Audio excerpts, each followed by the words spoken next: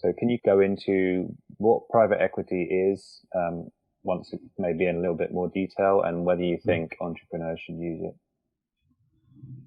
Yeah, first of all, private equity, like everything else, there's good private equity and there is, not so good private equity. But overall, in general, private equity is not meant for initial early stage entrepreneurs, right?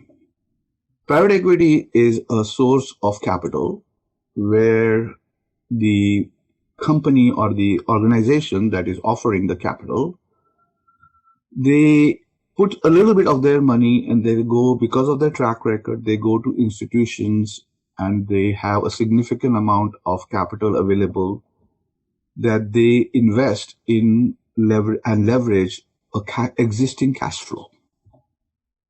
So private equity's fundamental business is to acquire or invest in companies that have cash flow, that are established, that are predictable, and that they can then take that cash flow and put a significant amount of debt on it with some small amount of equity underlining. Most of that capital may come from themselves, or the debt can come from outside institutions or banks.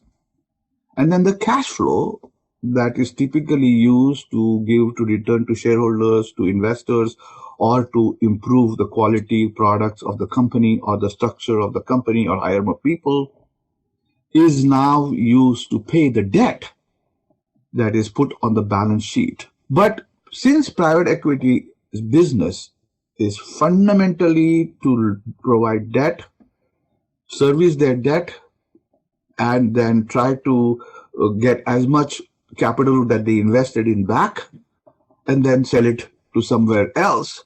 So private equity has a 5 to 7 year term in which they kind of churn this capital. And so private equity is not good for entrepreneurs, because it constrains and chokes immediately the business cash flow. But if you, and by the way, private equity has no mercy, so they'll bring their own people, their own teams, and very quickly they promise the world, and in less than 1 year, the management team is gone.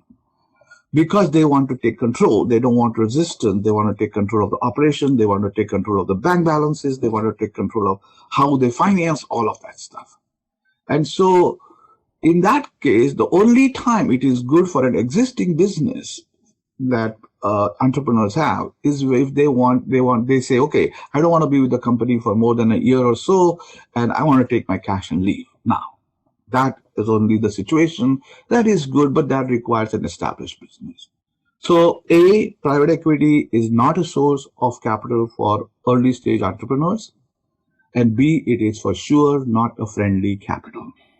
And that's why private equity is the worst kind of cutthroat capital. I mean, even in established businesses, Toys R Us was destroyed by private equity, right? Or, so many Sears was destroyed by private equity. I mean, go one after the other.